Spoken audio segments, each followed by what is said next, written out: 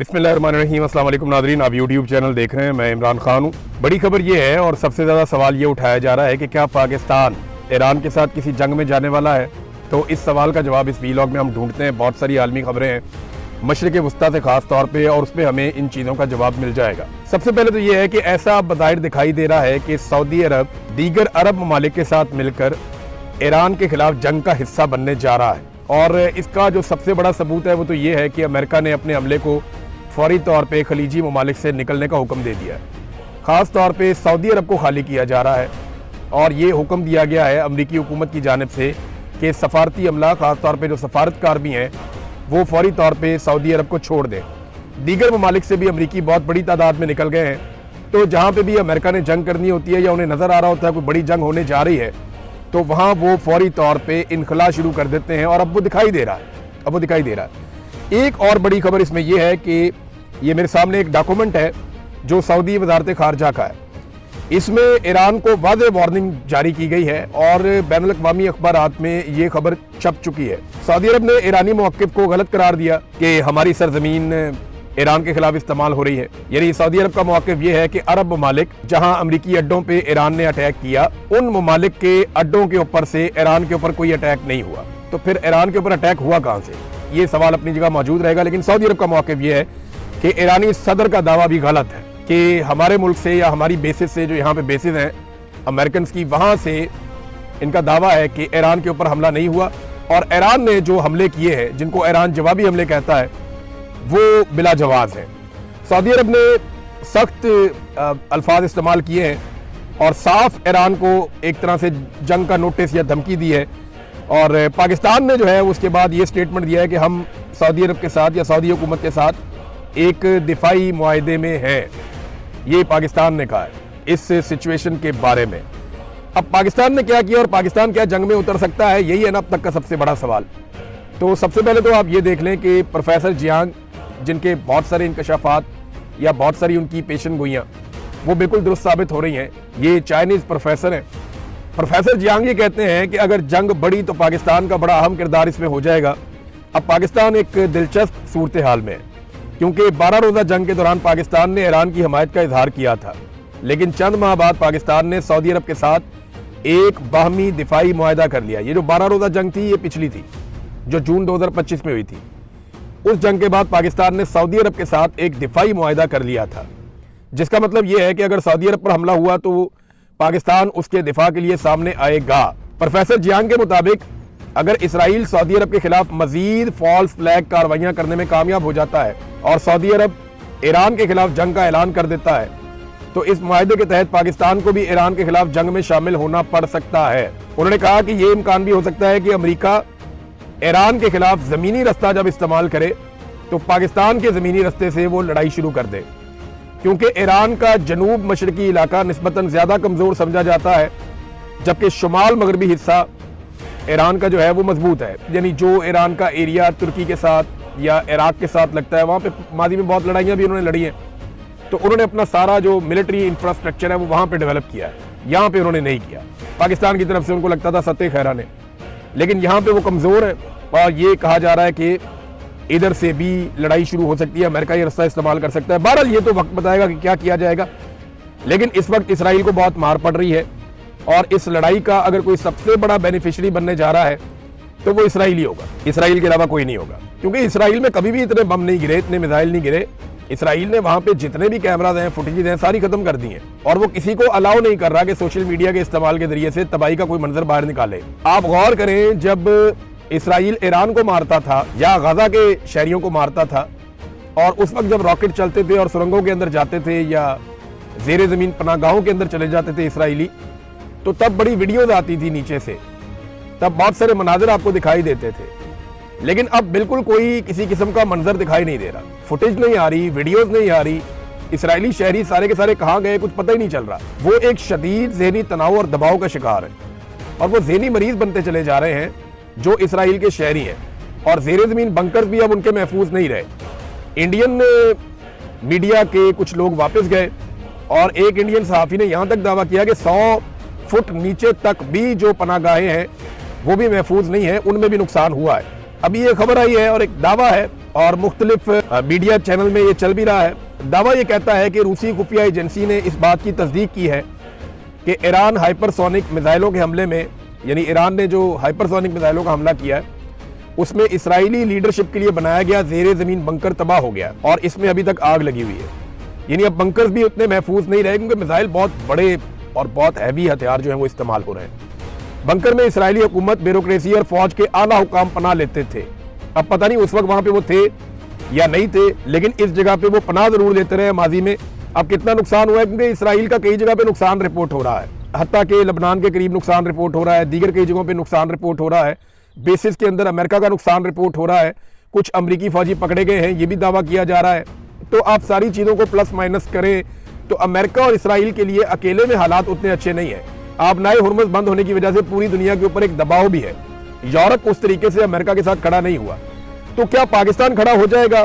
اب پاکستان نے اس وقت کچھ ایسی ڈیمانڈز کی ہیں سعودی عرب سے جو یہ بتاتی ہیں کہ پاکستان جنگ کا حصہ بننے جا رہا ہے. میں یہ کیوں آپ کو کہہ رہا ہوں اس کا ذرا میں آپ کو آسانی کے ساتھ سمجھا دیتا ہوں. دیکھیں، سعودی عرب اس وقت جنگ زدہ ملک بنا ہوا ہے، ان کی آئل کی ریفائنریز خطرے میں ہیں. آپ نئے ہرمز بند ہیں، ان کی تجارت بھی بند ہے، سعودی عرب کے اندر بم بھی گر رہے ہیں اور سعودی عرب کے اندر کاروباری زندگی معطل ہے یا خراب ہوا ہے. اب ایسی صورتحال میں جب ایک ملک اتنے دباؤ میں ہو تو کیا دوسرا ملک اس سے پیسے مانگ سکتا ہے، اس سے مال کا تقاضا کر سکتا ہے؟ نہیں کر سکتا نا. یہ اخلاقی نقطہ نظر سے بھی جائز نہیں ہے اور کسی بھی حوالے سے آپ دیکھیں تو جائز نہیں ہے. لیکن پاکستان نے ایسے وقت میں جب سعودی عرب شدید دباؤ میں ہے، پاکستان نے خطرات سے گھرے ہوئے ایک ملک سے اس کے تیل کے رستے بند ہونے کے باوجود، معاشی دباؤ کے باوجود پیسہ مانگ لیا ہے. پاکستان نے مانگا کیا یہ ذرا آپ دیکھ لیجئے، اس میں آپ کو ساری کہانی مل جائے گی.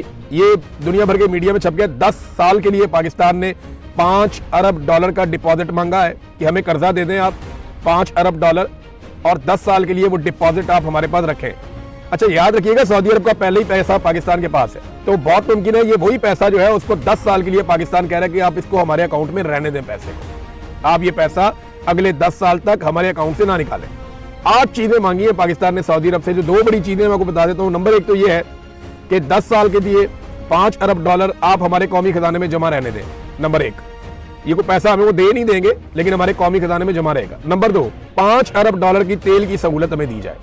یعنی میں جو ادھار تیل دیتا ہے سعودی عرب، اس کی مقدار جو ہے وہ $5 ارب تک کر دے. پہلے میرے خیال میں $1.2 ارب تھی، کسی دور میں یہ $2 ارب بھی تھی، لیکن اب پاکستان نے ڈیمانڈ کیا کہ $5 ارب کا تیل. تو یہ $10 ارب کی پاکستان نے سہولت مانگی ہے اور یہ ادھار ہے.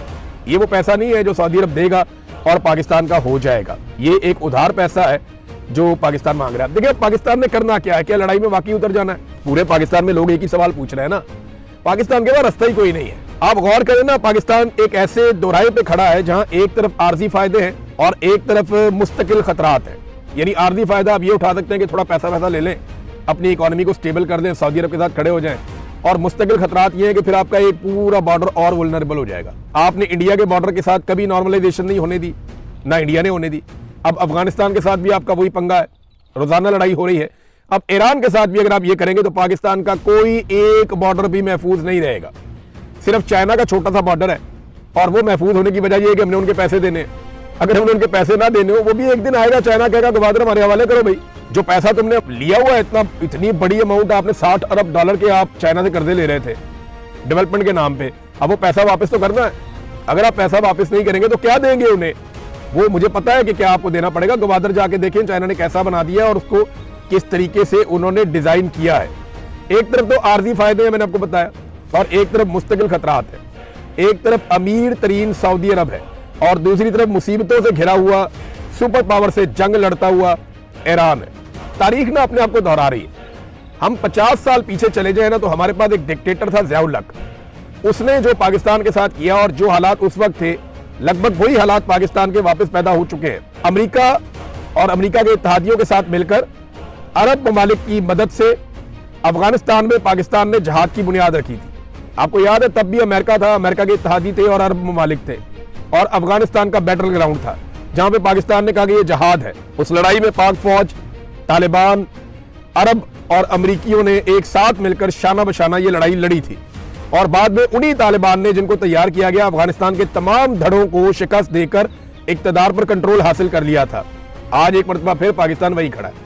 आज ईरान में रजीम चेंज करना मकसद है और उसके लिए एक बार फिर अरब ममालिक, पाकिस्तान, अमेरिका, इसराइल, उनके इत्तेहादी, वो सारे फिर उसी मुकाम पे दोबारा से खड़े हैं। तब भी बहुत सारे जर्नैल और सियासतदान अमीर हो गए थे, आज भी इम्कान है कि बहुत सारे जर्नैल और सियासतदान अमीर हो जाएंगे। तब भी पाकिस्तान में गैर आईनी हुक्मरान थे और उनको और उनके इक़दामात को तहफ़्फ़ुज़ मिल गया था। ज़िया-उल-हक़ था ना, ज़िया-उल-हक़ को और उसके इक़दामात को तहफ़्फ़ुज़ मिल गया था इस वफादारी के बदले में। आज भी पाकिस्तान में गैर आईनी हुकूमत है, एक डिक्टेटरशिप है, आसिम मुनीर साहब कंट्रोल करते हैं, तो इनको भी तहफ़्फ़ुज़ मिल सकता है। वही मामला आज भी है। तब भी पाकिस्तान ने अपनी एक लंबी सरहद हमेशा के लिए कुर्बान कर दी थी और एक मुस्तकिल खतरा ले लिया था, और आज भी पाकिस्तान की एक और सरहद गैर महफूज होने की तरफ जा रही है और यही खतरा बदस्तूर मौजूद है। तो पाकिस्तान को बड़े होश के साथ फैसला करना पड़ेगा, लेकिन फैसला तो हो चुका, पार्लियामान में डिस्कस ही नहीं किया। यानी जब पाकिस्तान सऊदी अरब के साथ दिफाई मुआहदा करने जा रहा था तो पार्लियामान में पाकिस्तान ने डिस्कस नहीं किया। पार्लियामान में डिस्कस करते तो ये शर्त रखी जाती कि अगर सऊदी अरब किसी हमारे दोस्त, हमसाया, मुसलमान बरादर इस्लामी मुल्क से लड़ेगा तो हम इस लड़ाई का हिस्सा नहीं बनेंगे, अगर किसी दुश्मन से लड़ेगा तो लड़ाई का हिस्सा बनेंगे। वो कंडीशन रखी जा सकती थी ना, लेकिन कंडीशन रखी नहीं गई। ये कहा गया कि सऊदी अरब पर हमला, पाकिस्तान पर हमला, और पाकिस्तान पर हमला क्या सऊदी अरब पर हमला होगा या नहीं होगा, इस सवाल का जवाब अभी तक हमारे पास नहीं है। लेकिन एक बात है, अब इसको ना हमारे मौलवी, ये जो दरबारी मौलवी हैं पाकिस्तान के अंदर बेशुमार, ये इसको मक्का और मदीना की हिफाजत करार देंगे। वो कहेंगे जनाब कि हम तो हरम की हिफाजत के लिए जा रहे हैं, एक हूँ मुस्लिम हरम की पासबानी के लिए, नील के साहिल से लेकर ताबखा के काशगर।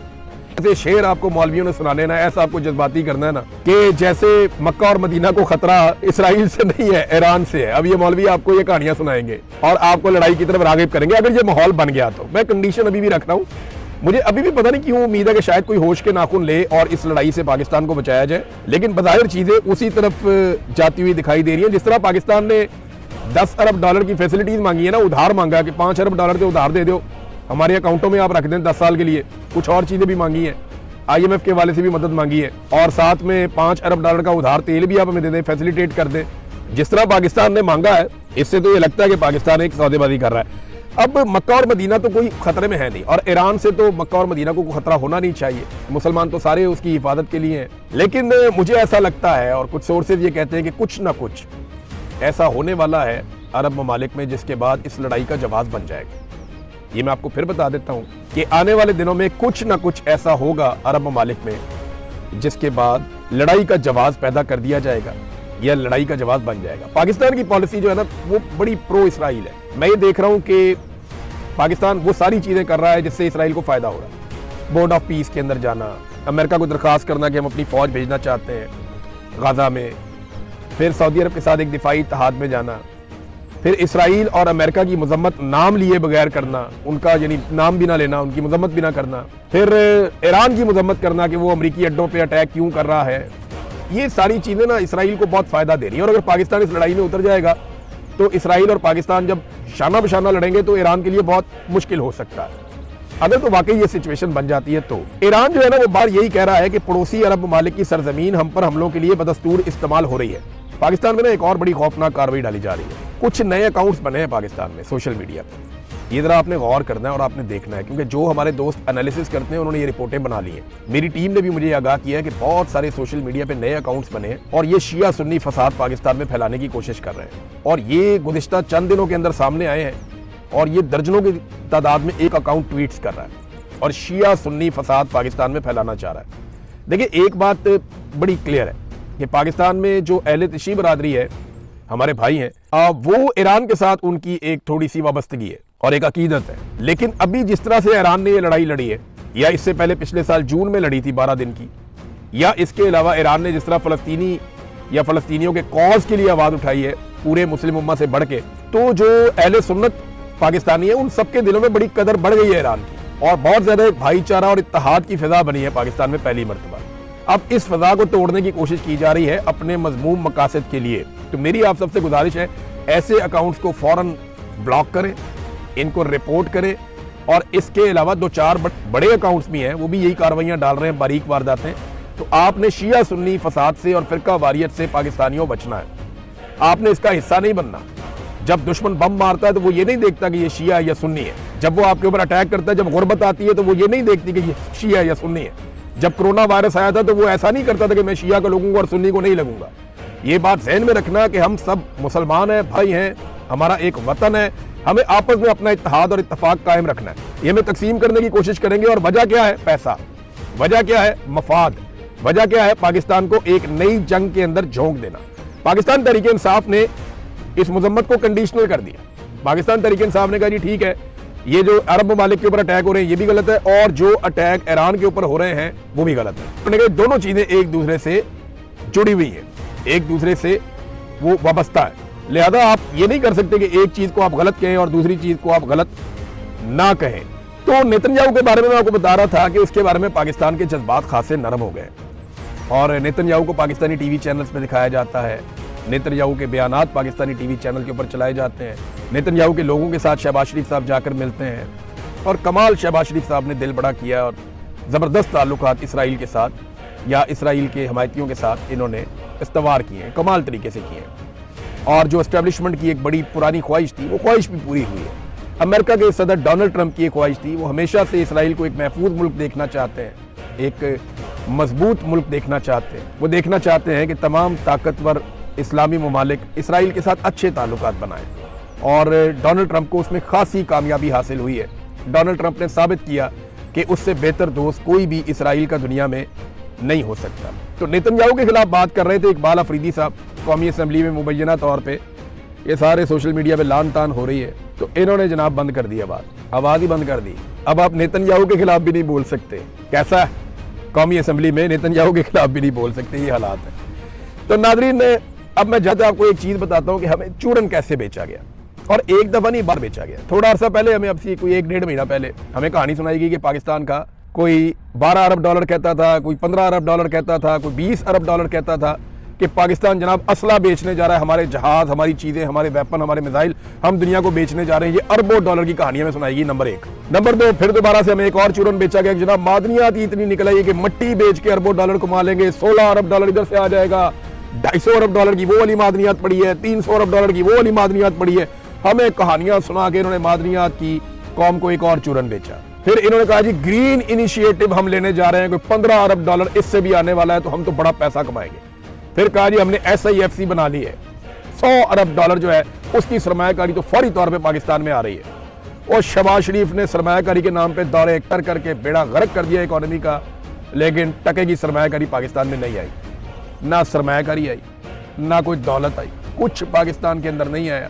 ڈالر کر دے ان کا بیڑا غرق ہو گیا، اور اب اینڈ میں نکلا کیا کہ جناب ہمیں ادھار پیسے دے دیں، ہم آپ کی جنگ لڑ لیتے ہیں۔ اب تک کے لیے اتنا ہی، اپنا خیال رکھیے گا، اپنے اس چینل کا بھی۔ اللہ حافظ۔